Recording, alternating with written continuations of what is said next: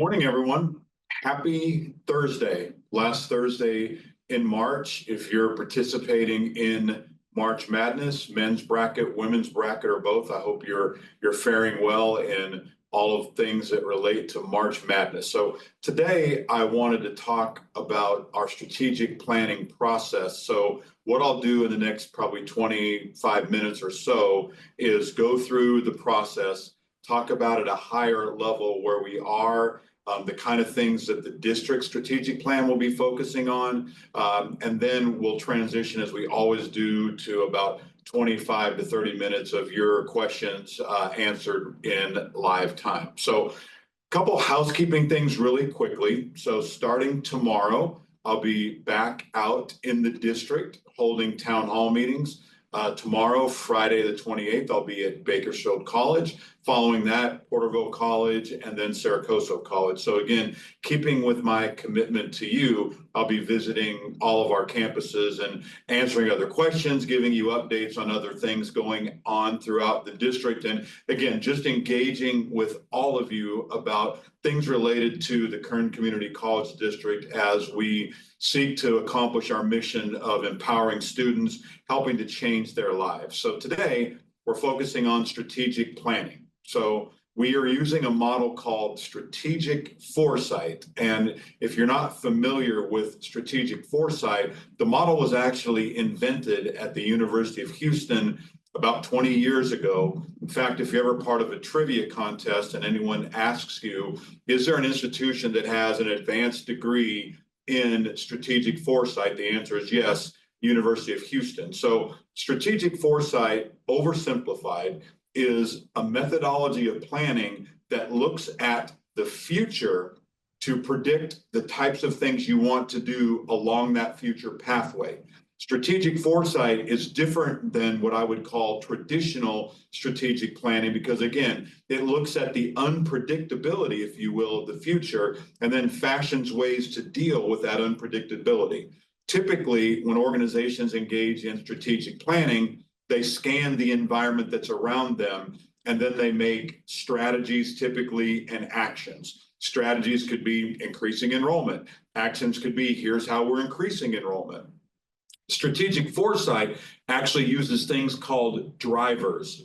Drivers are things that are external or internal that could influence your ability to successfully complete a strategic plan. So for the past several months, there's been a committee comprised of your colleagues from around the district working together with an outside consultant to identify the different drivers that are out there in the economy and the world, and then to come up with things that are called scenarios. So using the strategic foresight model, we look at different drivers. Those drivers then influence scenarios. And to give you a quick example of scenarios, organizations could choose a scenario, believe it or not, called muddling through. And what muddling through means is that we essentially aren't sure about what's going to happen in the future. There's some external variables that are occurring that we don't have clear definition on right now, but we have to make it through those things. So we're going to fashion a plan that says we're going to adjust accordingly to external variables. There's one that's essentially maintaining status quo. Maintaining status quo is we're doing great things already. Yes, let's expand on those a little bit, but we're going to kind of keep doing the same things in the same ways. There's another scenario that's called transformation. That's a scenario that our committee landed on, is a transformational scenario for the district. So before we get into the transformational scenario, just a little bit more information about the process. So again, your colleagues have been working for the past several months on the draft of this plan.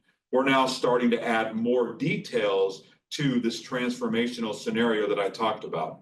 In concert with the district's plan, each of our colleges has also commissioned committees working on college strategic plans. You might remember that in the previous iteration of the district strategic plan, the district plan went first, and then a year later, Saracoso, Porterville, and Bakersfield's plans were then approved by the Board of Trustees.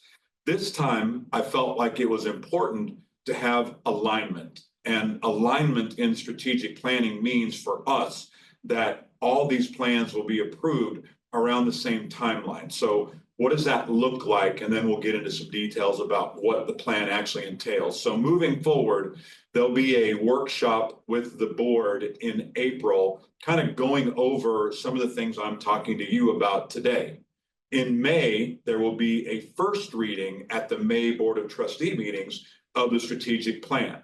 In June, we'll bring the plan back for a second and final reading. If approved by the board, the new strategic plan will become commensurate July 1st, 2025.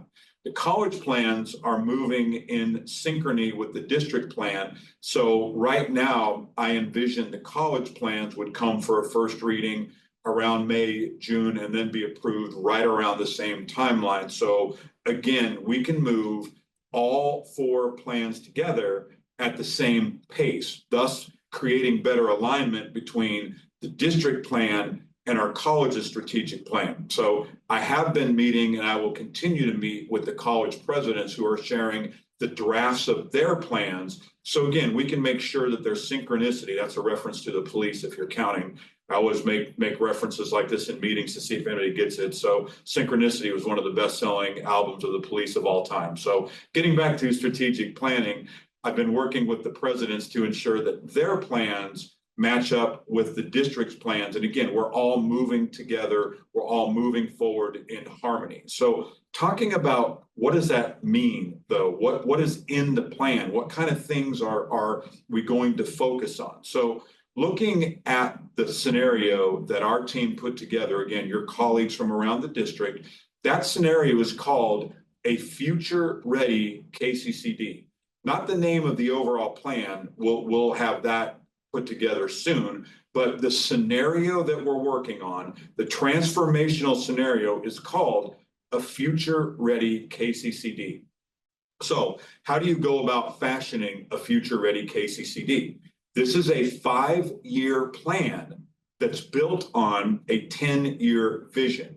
So one of the things that we asked the committee to do when they designed the transformational scenario, a future-ready KCCD, was, to the best of our ability today, look 10 years into the future and try to envision or fashion the kind of things that we would be dealing with. So moving that process forward, we then started to talk about, well, what does a future-ready KCCD mean? I'm going to break it down into two primary areas for ease of simplicity. So a future-ready KCCD essentially has two experiences: the student experience on one side, and on the other side, the employee experience. Very quickly, just to make a note about the employee experience. As you know, since March 1st, 2024, when I began my tenure as chancellor, I have been focused on building culture, or vis-a-vis the employee experience. And so a lot of the work that I do underpins one of the things that I'm teaching in the Supervisory Leadership Institute. So I want to tell you about this very quickly before we get into the student experience portion of the plan. So what if I told you that the culture of any organization is defined best by how do employees feel on Sunday night? So I want you to think about that in your individual situation for a moment. So culture, organizationally speaking, is best defined by how you feel on Sunday night. And so the question is, how do you feel? How are things going? Do you look forward to going to work? Do you have trepidation? Do you, quite frankly, not want to go to work? Do you want to come and help students? Culture matters. And again, I keep reinforcing that concept. And so a portion of this plan is going to be based on the employee experience on one side, the student experience on the other side. So specifically, let's talk about the student experience. Let's talk about what that means. Under the student experience, we're looking at three primary things. The same three things we're looking at under the employee experience, although with a little bit of difference in each. So on the student side, we're concerned about three things: student culture, student technology, and the physical environment. So everything we're doing in this plan is intended to help fulfill one of those areas. So under student experience, you have the culture we're creating for students, and I'll talk more about that in a moment. The technological environment that we're creating for students, and then the physical environment, including the physical spaces that our students occupy and opportunities for wellness and development. So we'll get into more details about each of those in a moment. On the employee side, again, same thing. Employee experience, talking about employee culture, talking about technology available to you as employees, and then the physical environment as well. So on both sides of the equation, we have equity and we have alignment because we're looking at the same three things: culture, technology, physical environment. So getting into more detail on the student side, what does that mean? When we start talking about student culture, we're talking about comprehensive student support mechanisms. As you know, we already engage in significant mechanisms to help our students. Typically, we call those wraparound services, things that we can wrap around our students outside of the classroom to ensure that they're successful. So when we're talking about comprehensive student support, we mean things like additional access to mental health and mental health awareness. As you know, post-pandemic, now that we're 2 to 3 years outside of the pandemic, mental health issues are prevalent on our campuses, whether it's students, faculty, staff. That's a significant issue. So we need to ensure that we have comprehensive student support services, more opportunities for early intervention. I'll talk about that as well when we refer to technology, comprehensive student support, more opportunities for housing. You probably know this, and it's no secret to any of us. 3 of the primary barriers to student success are what? Housing, transportation, and food insecurity.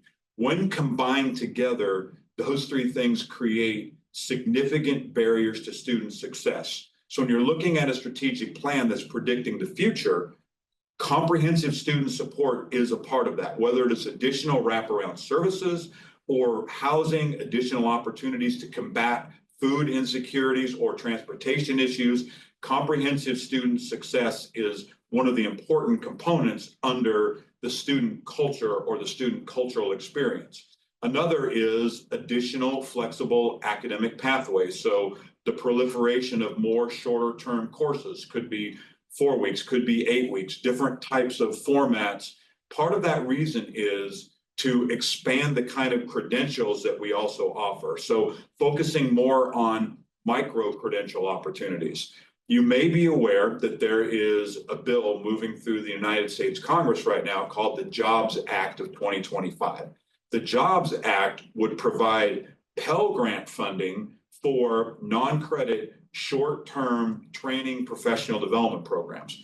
Why is that important? As you know, Kern Community College District and all of our colleges offer tons of great non-credit experience.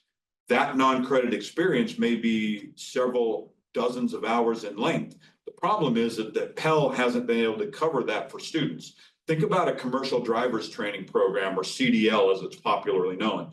Those programs can take 6 to 8 weeks if they're offered credit or non-credit. The difference is a non-credit CDL program, a student can't receive a Pell Grant. With the Jobs Act of 2025 that has support by both parties, I think it'll pass. That's additional opportunities for us to focus on expanded credential options. The other thing I'll mention about expanded credential options is, are you familiar with a course provider named Coursera? Our competition is not other community colleges in California. Our competition is not the CSU system, the UC system, or any other higher ed institution in the country. Team, our competition is things like Coursera, YouTube Learning. Why is that? Because Gen Z, the latest generation of college students, 18 to 24-year-old demographic, digests information differently than any previous generation. Even though millennials are more of a digital native than if you're part of my generation, Gen X, Gen Z grew up in a digital environment. The way that Gen Z consumes information is in short bites, vis-a-vis things like Snapchat, TikTok, Tumblr, other social media online platforms. As you know, many of those videos are 3 minutes in length or less. So if you try to take a student who grew up in this environment during their formative years, you put them in a classroom and lecture for 60 or 90 minutes, their attention span is not aligned with the way we offer our products and services. So we need to understand that competition, again, if you've never been on Coursera's website, I encourage you to go out there and look. Coursera covers every single discipline we do and more. That's the future. That's the future competition. If there's anything that threatens our business model, again, it isn't other public or private institutions of higher education. It is asynchronous, easy to access, great graphical user interface. Students can get in, digest the information they want, and get out again. So that's what we have to look at in the new framework of our strategic plan. What does a competitive field look like? So expanded credential options, flexible academic pathways are all under the student experience, student culture side. Modernizing processes for students. I'm going to spend a little bit more time on that on the employee side. And then global engagement, engaging students internationally with the Kern Community College District, giving our students opportunities to engage internationally. As you know, we live in an international economy. From an economical perspective, things that happen in the US affect the economy in the EU, in Canada, in Mexico, in China, Russia, etc. We are globally tied through our economy. We need to ensure that our students have an opportunity to immerse themselves in a global economy, just like international students have an opportunity to immerse themselves in our economy. So that's a quick snapshot of the student cultural side. I'm going to talk about student and employee technology together because I think that's important. Obviously, one of the things that this new plan will assume growth in is technology and artificial intelligence, or AI. Clearly, if you've been paying attention to higher ed forums around the country, workshops, conferences, symposia, one of the top subjects discussed is artificial intelligence. So what does that mean for our district? How can we leverage artificial intelligence? I want to be very clear and say one thing about artificial intelligence. It is a tool. We should deploy it like any other tool. So what that means is AI isn't going to be used, here's the word, supplant. AI is not going to be used to supplant positions or people. My envisionment of AI is that it is used to help us with processes that are better done through artificial intelligence, thus giving our employees more time to focus on higher level tasks. So I'm going to introduce you to a new phrase when you start looking at artificial intelligence and implementation thereof. Have you ever heard the phrase subtractive thinking? Again, subtractive thinking. At first glance, subtractive thinking doesn't sound like a positive thing. Subtractive thinking is based upon the principle of what can we take from employees and use artificial intelligence to, quote unquote, subtract that from their duties, allowing them time to focus on higher level tasks. So again, on the student technology side, the employee technology side, I'll give you a primary example. Reading and evaluation of transcripts. As a dean about 20 years ago, I was responsible for the final evaluation of student transcripts, military DD 214 forms, anything that came through as the dean. I was the final approver of hundreds of students' transcripts, their plan of study, their academic pathway. That process throughout the years, most of that I actually managed through an Excel spreadsheet. And while we're better today, we still rely mostly on a manual process. So imagine this. For ed advisors or A&R, people who deal with transcript evaluation, what if there was an AI component that could handle the transcript evaluation? You would need to check and verify, of course, because AI is not perfect. But imagine if that time could be spent doing what? Engaging with students at a higher level, more early intervention processes. So if a student's missing some exams, we have more time to follow up and say, hey, whether it's through a text, again, remember Gen Z, email is not an effective way to communicate. So texting applications, chat applications, just reaching out and saying, Steve, I noticed that you missed a couple tests. Everything okay? I think it's important that we have more opportunities to engage at a higher level with students. What that means is we've got to find more efficient and effective ways to take lower level work that can be accomplished by AI and then free up our team to, again, spend more time with students. The more time we spend with students, we affect things like semester to semester retention and persistent rates, right? We affect positively year to year persistence and completion rates. We affect positively course completion rates. So the end output of AI for us is a realization and an increase in all these metrics we track anyway. But the whole point about leveraging technology is, again, not to supplant, but to reinforce and enhance what you're already doing, essentially giving you more time to invest in our students. So that covers technology on both the student side and the employee side. I want to talk a little bit about the physical environment for students. Physical environment means things like, what's the painting on our walls? Is it sanatorium white? Is it a more calmer natural color? How ergonomic are our seating in the classrooms? How easy is it to move tables and chairs around for a peer facilitated learning environment where you flip the classroom? The physical environment matters. The things that are on the wall matters. The floor covering matters. The kind of noise pollution that occurs in classroom matters. The more comfortable of a learning environment we create, the better students learn. And again, remember, for our younger generation students, younger millennials, and definitely Gen Z, the environment's important because, again, they're consuming information, these short, digestible bits. So if the classroom environment is comfortable, they can engage with our faculty, they can engage with their peers, the learning environment is more productive for those students. So the physical environment matters for students. I want to shift now and talk about this employee experience. So we spent the last few minutes talking about the student experience, breaking that down into student culture, right? What does that look like? Comprehensive student support systems, breaking that down into technology, the use of AI, breaking that down into the physical environment. I want to talk about the employee side of the equation, because again, in the plan, we have the student experience and the employee experience.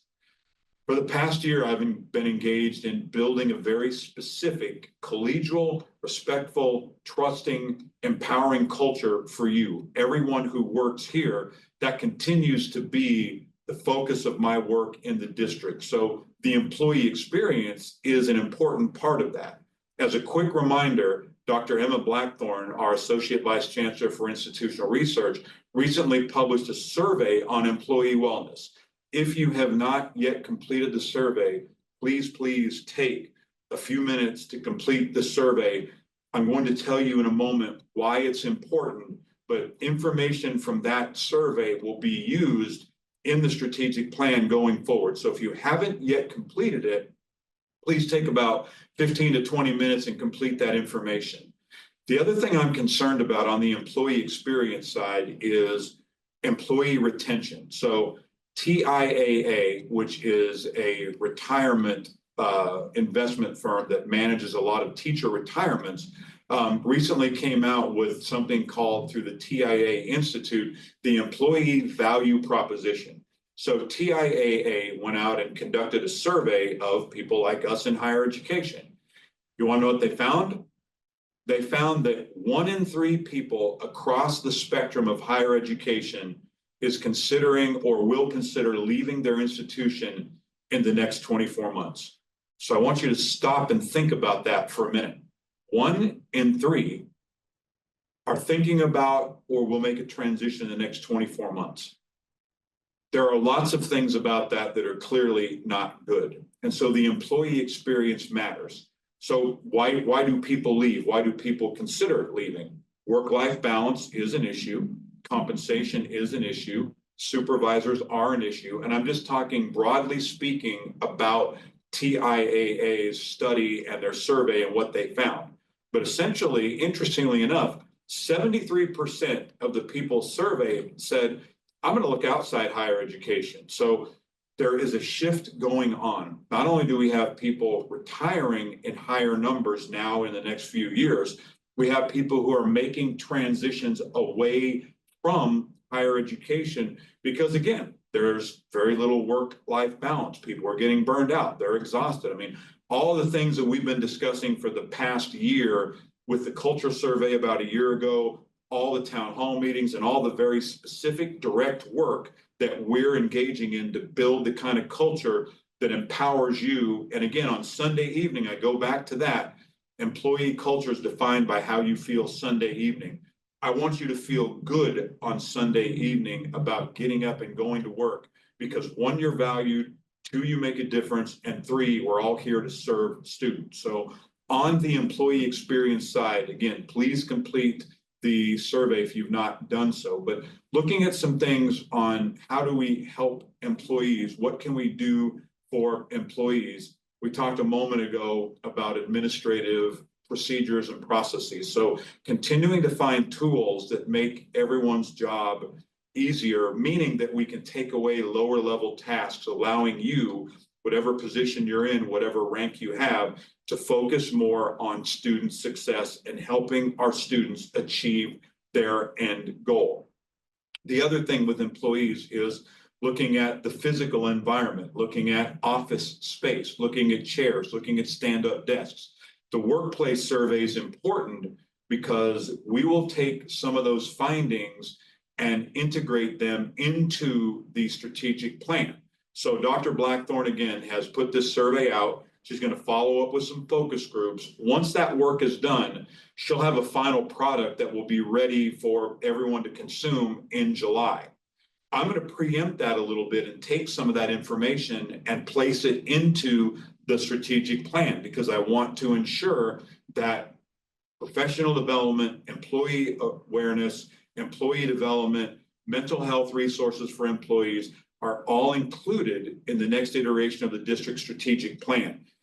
Wellness matters, professional development matters, and then opportunities for you as our team members to continue to engage across this district matter. The more we know each other, the more that we have allies and friends on other campuses, the easier it is for us to pick up the phone or text somebody and say, hey, I noticed that you were doing this at your campus. I have kind of a challenge. Can you help me out with this? Everything we do in our adult working lives is based upon one thing. And you know what that is? Positive relationships. Everything we do is relationship based, whether it is a professor's relationship with students, whether it is our employees' relationship with other employees or students or community members. Everything we do is forged on building positive, proactive relationships with students, faculty, staff, community members, visitors, guests. Those relationships are what makes a strong work environment. So working together to build strong relationships, a part of that, again, will come from the survey that Dr. Blackthorne is performing right now. And I want to thank her and her team for the work they're doing because it is important. And again, your participation and your input matters. Kind of finishing up on the employee side and talking about the physical environment. Again, being specific and deliberate about the things that are on our walls, the color of walls, the kind of floor color covering that we have, the kind of desks and ergonomic chairs that we have. The more productive that environment is, the more productive we are as employees. Plus, the more you feel, I think, or I hope, invested in the organization. Sometimes people think that space that surrounds us is not that big of a deal. But again, how we feel about our environment, the offices that we work in, the hallways that we walk down, the corridors that we're in, the buildings that we're in, the classrooms that we're in, it all matters in creating this positive, proactive environment. So this plan is intended when it breaks down at the final level to do two things: enhance the student experience and enhance the employee experience. This should be an empowering place to work. This should be an empowering place to receive a high quality education at a really good investment point. We want to ensure that even with all these things going on outside, YouTube TV, Coursera, other social media platforms, that we are the educational provider and partner of choice. So those are some quick updates on the planning process. I'll say one more thing about the plan. The question is, because we've used this plan for the first time ever right now, how are we going to ensure that it continues to be forward-looking? So we have a 5-year plan based upon a 10-year vision. So how does that work? So one of the things that we will implement is a strategic planning oversight committee, again, comprised of individuals and positions from across the district. That committee's job is to do 2 or 3 things. One is to monitor and advise the chancellor on the progress with the strategic plan. 2, to create a scorecard, a simple, easy to use infographic that says, where are we at in the completion of this plan? Are we on target? Are we below target? Are we off target? What do we need to do if we're not meeting target or below? What do we need to do to shift? And annually, we need to look at the plan and ensure in a future-facing foresight model, is there any changes in the exterior landscape that might influence our plan? So the oversight committee is important because their job, again, is to work collectively together as a team to monitor the plan, ensure that what we're doing is in accordance with the plan, and if there's anything that could influence that plan, that we adjust accordingly. What we cannot do is write a strategic foresight model plan that is based upon solving, to the extent possible, the unpredictability of the future, and then shelving it and saying, all right, 5 years from now, we'll check it out again. This is a living, breathing document that requires and I mean you and I, it requires our involvement, our engagement, and our commitment to ensure that we're still on track, that we're doing the things that enhance the student experience. We're doing the things to enhance the employee experience, and all these things come together to create a really powerful force. I'm excited about this. I hope as you learn more about it, you are too, because it does matter. How you think, how you feel matters. The employee experience matters.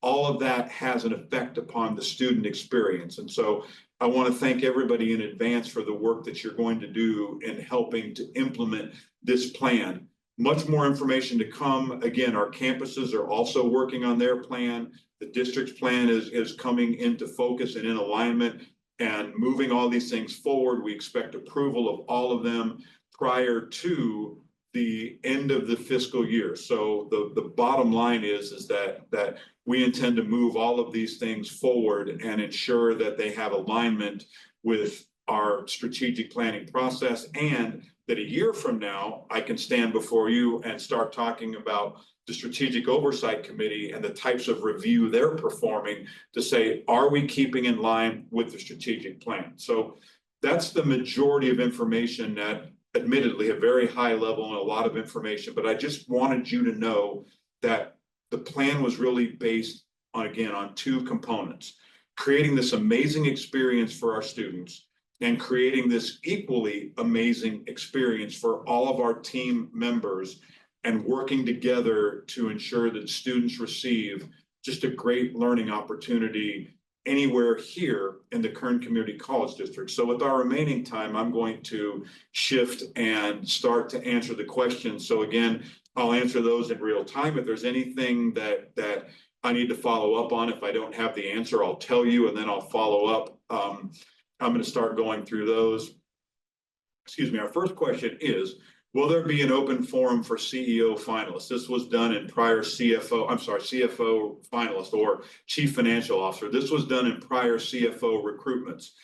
At this juncture, I hadn't considered doing an open forum. I had considered the CFO finalist being at the district for an entire day, engaging with different constituency groups, but I hadn't considered doing an open forum. If we did that, we would need to do that via Zoom and ensure that we open that opportunity up for everyone. What I'll say is 100%, I'll consider that as we put the schedule together. The schedule will be based upon significant interactions with all of our constituency groups. Plus, I will remind everybody that any position that reports directly to the chancellor, one of the things that I've started doing that I think is unique is circling back around at the end of the process before a decision is made and meeting again with the hiring committee to say, all right, this is what I discovered in my final interviews. Tell me a little bit more about what you discovered. And so there's a very interactive conversation between myself and the constituent-driven hiring committee. But 100%, I will look from a schedule and logistical perspective and see if it's possible to have some type of open forum. Again, if we do that, I would want it to be engaging where anyone could be involved or participate, because I don't want to leave any area of our district out. But great question. Thank you for asking that. In our next question was, in light of yesterday's disaster of students not being able to register for classes and that similar major issues happen every priority registration, what will be done to prevent future issues? Will anyone be held accountable? I'm going to be very transparent. I am not aware of yesterday's disaster of students not being able to register. So I don't have enough information to answer that question. I'm happy to answer it. If you would, offline, will somebody please send me or Jennifer an email describing more about what happened? I'll follow up with everyone, but admittedly today, I've not been made aware of any disaster that occurred with registration. I will say this, if we have problems with priority registration, and if those problems are historically based, meaning that I'm inferring from the question that this is something that has not just been once in happening, it's happened more than once. We need to make sure it doesn't happen, because obviously, again, speaking about the student experience, the question I'll ask everybody is this: if we have problems with things like priority registration, how does that affect the student experience? So if I could please get some more information about what that means, I'm happy to answer it. I just don't have enough information to say to you, well, yes, this is what happened. It was a banner issue or something else procedurally process-driven fell apart. But please let me know about that and I'll get back to you. The second one is an update on BC's financial aid director position. I will follow up with President Flagger. I believe after the last session, President Flagger did follow up with the BC community. However, I will ask him to provide an update to the BC community on the BC Director of Financial Aid. Thank you for asking the question. We always want to ensure that one, we're recruiting in an expedited fashion for any position, that our hiring processes are efficient as possible, and when we do have a final candidate after we've gone through the process, that we expedite that so that person's brought on board as soon as possible. The next question is, I appreciate the insights on AI and its potential to improve transcript evaluations. Has there been any discussion regarding the registration process and the challenges it presents to students, particularly with consistent incorrect date assignments and difficulties in registering for classes because of system errors that occur every registration period? The answer is yes. I'm going to answer that at a very high level. So you may be aware that several months ago, the Kern Community College District became a founding partner in the State Chancellor's Office Digital Center for Transformation, Innovation, and Equity. Foothill De Anza District is the first partner. Kern and 4 other districts have come on this sort of digital transformation project. I mention that because one of the things that I've shared as being a part of that project is I want to look at all of our processes, not just transcript evaluation, as we talked about earlier, but A&R processes. How can we simplify those things? We can't change CCC apply, but how can we automate to a higher extent our processes? How can we use AI-driven chatbots to help answer student questions in those processes. Now, second part of that question is about our own system. If the system isn't set up, output, I'm sorry, is only good as input. So if we don't have the right information inputted into our systems, then the back end of that is not good. So I will have some conversations with our CIO to make sure that we don't have system issues going on that are then creating problems on the output side. I'll also mention through the work that we're doing in the Digital Center for Transformation and Equity that automating processes throughout the California Community College system is a priority and projects I'll be working on and updating you on over the next couple of years. So 100% agree that information has to be put in that is reliable and valid, and that, again, to the extent possible, we can automate things so our employees can be working on higher level tasks with and for our students. Our next question is, the conversation about AI is so important. It seems wise to explore the ways we can leverage any new tools. We should always be trying to improve. Agreed. Some of our IT systems tools are objectively behind modern standards. What would it look like in IT and district-wide training initiatives to implement AI tools? Will we need more staff in IT or an evaluation of the area to align our IT systems with more modern tools? How would we approach training employees on these tools? Great question. So here's the bottom line. We should never, from my standpoint, we should never roll out any kind of technology, no matter what it is, without providing opportunities for professional development and thinking through what that tool is going to mean. So, for example, let's talk about A&R processes really quickly. When we talk about using AI to automate A&R processes, the correct way to go about that is to work with our A&R staff and create flowcharts of the kind of things that they do on a daily basis. Because if we're going to automate, it's kind of like Lean Six Sigma and looking at more efficient and effective ways to manage business processes and functions. We need to clearly understand what the function is before we apply any technology or remediation to that function to hopefully make it more efficient and effective. So, excuse me, I'll answer that again in two parts. One, make sure that we understand what the technology is trying to solve or resolve or make better. If we fail at the very beginning, then unfortunately every part of the process becomes tainted from that point forward. From a training perspective, agreed.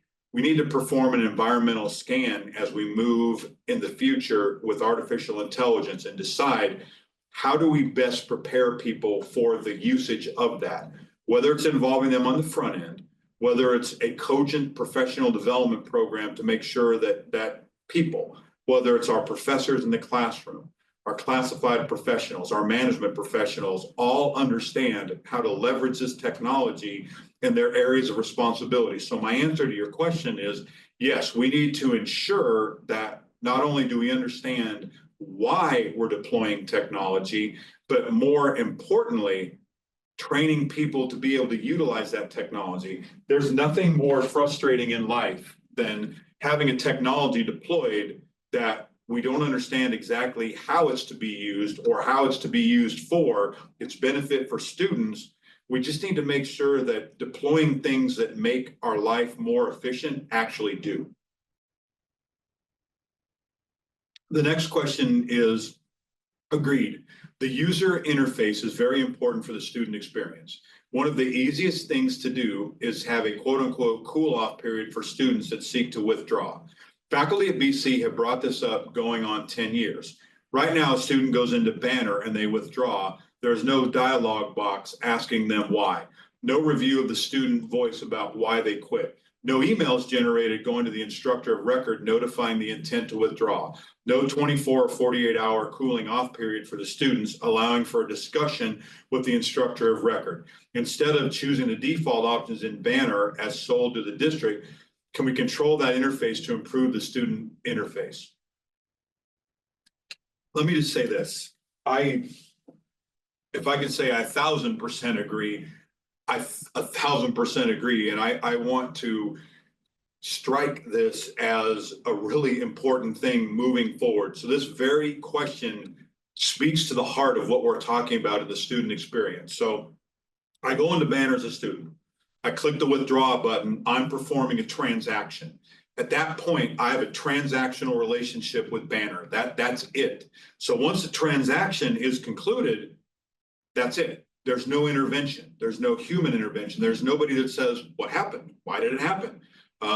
Maybe that student had a housing issue, a food issue, something, a car issue. I mean, you all know better than I do the hundreds of small hindrances that all of a sudden become massive roadblocks for students. So we have to engage at a higher level. So yes, whoever submitted that, I feel your pain and I'm with you. We have to change that. So moving forward, we will absolutely look into Banner. So I'm talking to our leaders at the district, at our colleges, and that we need to have some very deliberate conversations about how we can ensure that is not just a transactionally based relationship, but it is a relationship that has some human engagement or involvement.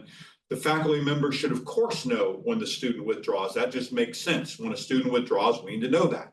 But more importantly, we need to understand very clearly about the reason why. Many times it's something that we could help resolve. Is that true 100% of the time? No.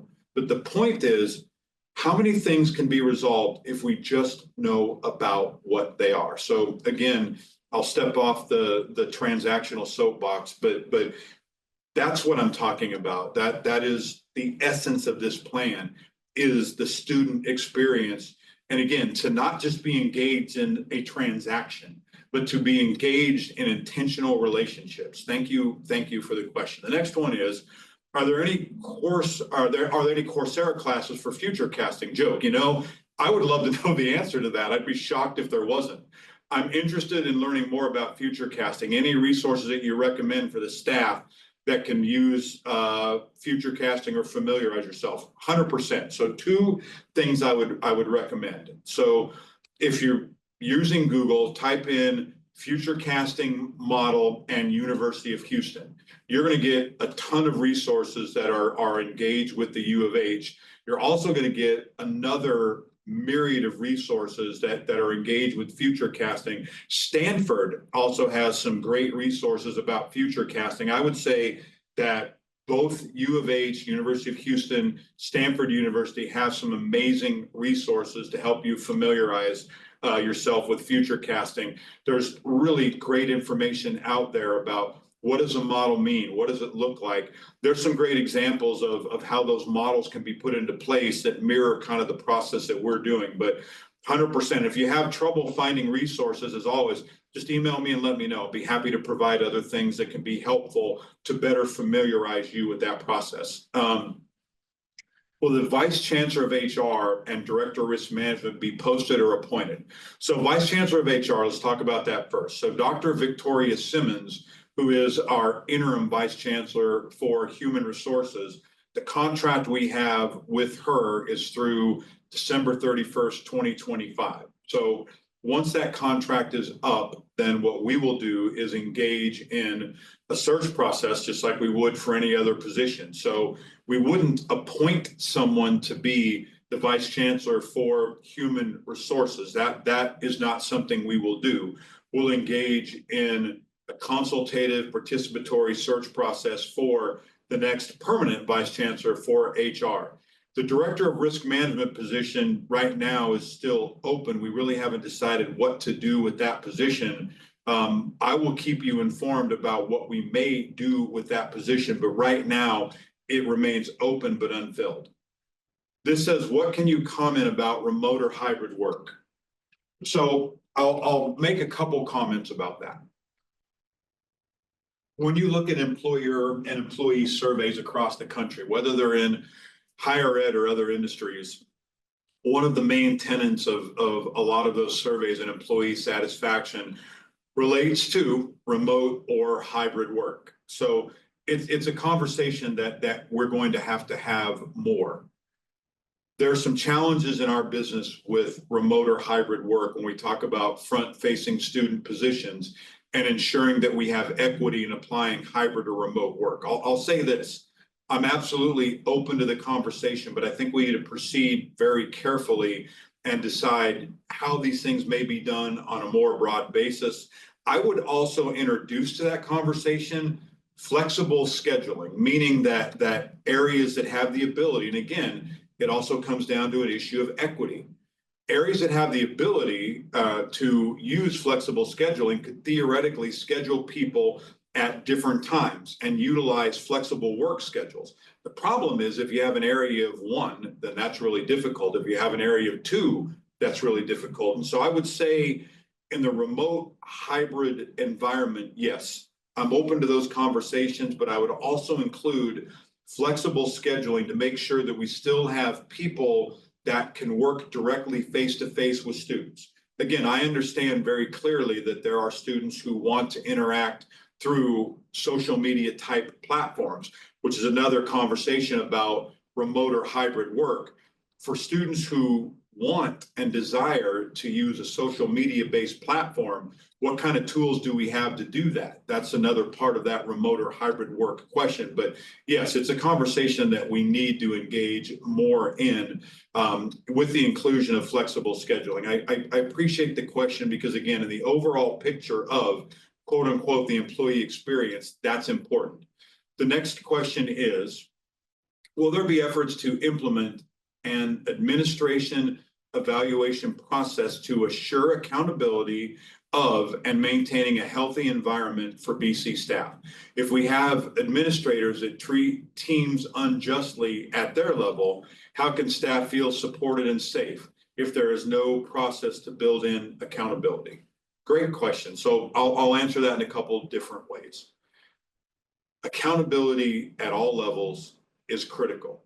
One, we have to clearly explain to people what they're being held accountable for so they understand what that is, what their responsibilities are, particularly as management level employees and leaders. They understand clearly and implicitly what their job duties are. Secondarily, there needs to be an instrument or a process that's invoked that supports and reinforces that level of accountability. So, for example, the use of 360 evaluations, the use of the employee sitting down with their supervisor and the supervisor being very engaged throughout the year, not just at evaluation time. So, for example, I also would expect our supervisors above our managers to have ongoing dialogues with supervisors so they can preempt anything that may be an issue or a challenge.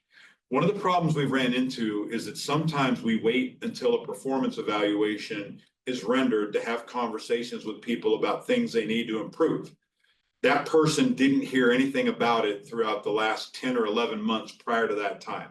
So not only is the instrument important, but I would say this, the ongoing dialogue between all levels of employees, ongoing dialogue between frontline managers and staff, ongoing dialogue between frontline managers, middle management, meaning deans, directors, executive directors, upper level management to include associate vice presidents, presidents, et cetera.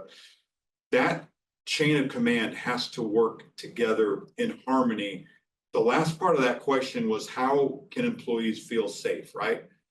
Everyone needs to be involved in an employee feeling safe and secure.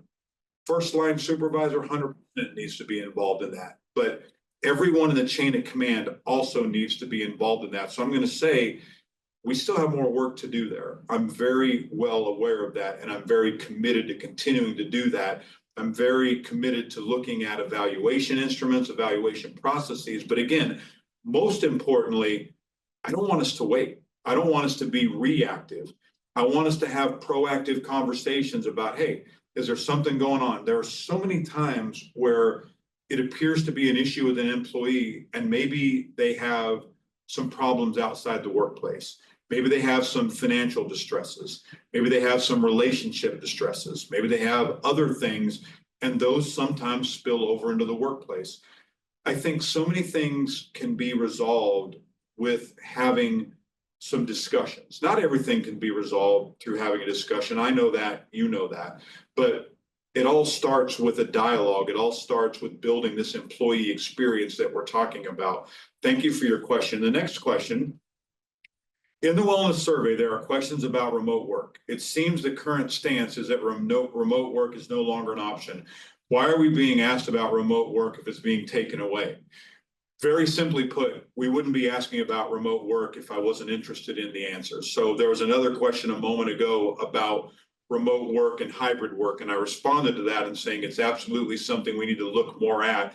Flexible scheduling, other things like that. The reason it's in there is for a very specific reason, so we can better understand how important that is to our workforce, and then what kind of options that we could come up with to help satisfy that desire. Because again, employee retention is critical. And so to whomever just asked that question, it's in there because I really want to know the answer to those questions, because it will inform how we look at these things in the future. So I really hope that helps. We're asking because we want to know, and I specifically want to know. If the districts and colleges are creating strategic plans at the same time, how do we ensure alignment? So I've been speaking with the presidents of the colleges, reviewing their draft plans as they go along to ensure that the college plans have the student experience and the employee experience involved in those. As you start to see those plans, you'll see a congruency between the work the district committee is doing and the work our college committees are doing. You'll start to see that alignment in, again, the student experience as it relates to student culture, student technology, and the physical environment of students. So you'll see those things moving forward in alignment, because what we don't want is a plan to be divergent. In other words, one plan heading off this way, another plan heading off this way, and all of a sudden we're all moving in different directions and we're not accomplishing anything together. So there's been some ongoing discussions about those plans. As everything starts to come together and you see those, you'll see, although the approaches are a little bit different because our campuses are unique, the plans, the underpinning of those plans are similar. In the last couple of minutes, I'm going to make sure and get to the last question. So there's a question about related to the Dear Colleagues letter. The nursing program at the colleges use a multi-criteria screening tool to make admission decisions that includes some criteria related to race, ethnicity. This tool is approved by the California Chancellor's Office. Have we heard anything related to our use of that tool in light of the threats to federal funding with the use of admission criteria that could be perceived as DEI? So today, no. But because we can't predict tomorrow and the future, that's a really good question. I would say this from a philosophical perspective. A lot of the conversation at the federal level about DEI is related to things that are primarily based upon race or ethnic related decisions. In programs like nursing that are limited admit programs, other allied health programs are limited admit programs. There's other additional criteria that we apply. So I'm going to give you kind of the lawyerly answer, which is it depends, but I would say the primary factor that we consider for a limited enrollment program like nursing isn't just race and ethnicity. There are several other factors as well. So today we've not heard anything that says you need to change that practice. If there's something that comes, we'll have those conversations with our healthcare deans, our other area directors, but I want us to also be very careful not to just react to things. We need to react in a way that makes sense. If you start reacting to everything that comes down, you're in a constant state of chaos, because then where do you stop? At what level do you stop reacting? And so I say that I very deliberately watch all of this. I send all of you emails when I think the timing is right, because one, I don't want to overwhelm you with information. And two, I don't want us to adopt this sort of thing of, oh my God, we have to react to that too. I want to make sure that we're reacting appropriately and correctly, and that you, our team, is always updated on things. But to date, to finalize that question, there hasn't been anything yet about any race-related admissions at the community college level in programs like nursing. Next question. Will the chancellor visit the instructional spaces on our campuses to see where students attend classes, to see faculty offices? Some of our oldest buildings are not being replaced, and their replacement was taken out of our recent facilities plan. I have actually been doing that, and I will continue to do that. I've toured instructional spaces and learning spaces so far on all 3 campuses, but yes, I will continue to do that, because getting back to the physical environment, when we have outdated spaces, that matters as it relates to productivity. That matters as it relates to just a general feeling of I can be productive in here because, again, the space is right. So I will continue to visit spaces. If anybody has any recommendations, because remember, I'll be out on campuses soon. If you have any recommendations, always happy to hear those as well. The last question is, what are your thoughts on subsidizing terminal degrees for faculty members as a recruitment retention strategy? I have done that in other positions. When I was a campus president, I had a grant through the Primarily Black Institution, or PBI program, that actually was compensation for faculty members who wanted to earn a terminal degree in their subject matter or discipline area. I think it's a really great idea to look at retention, broadly speaking, from the faculty perspective. How can we encourage more faculty members to have terminal degrees? Quite frankly, how can we encourage staff members at all levels, classified professionals, management professionals, to earn more advanced degrees? I think that's important. But for faculty, I think it's important to engage in the terminal degree process. I also think it's important to forge partnerships with 4-year institutions that make it easier for our faculty to achieve terminal degrees. When I say easier, I mean particularly from an investment strategy. Terminal degrees are not an inexpensive proposition at all. And so I'm all for figuring out some ways to help underwrite, if you will, or subsidize terminal degrees. Maybe for another webinar at another time, I have some thoughts on strategies we can employ to fundraise. We haven't even gotten into that yet, but the question becomes, if there's other things we want to do that we know we can't use state apportionment or student tuition and fee revenue for, how do we thoughtfully raise funds to help with initiatives like increasing terminal degrees among faculty, among classified professionals, management professionals? So yes, we'll talk more about that because I think it's important. I think I've gotten all the questions. It's a few minutes over. In closing, I really, really appreciate your time. I hope that you're starting to see that for the future, there's a plan. And there's a plan that focuses on a great experience for our students. But that plan also focuses on a great experience for you. You universally matter to me. Everybody who works for this district matters to me. Whether you are a student employee, classified professional, faculty member, management, you matter. What you do matters. I'm thankful for everything that you do. As I said last time, always remember to be kind, because it doesn't take much for each of us to be kind to those that are around us, because sometimes we don't know what they're going through. So team, be kind. I'll see everybody. Please come to the open forums. Look forward to seeing you. Otherwise, have a great rest of your Thursday and a wonderful weekend ahead. Bye, everyone.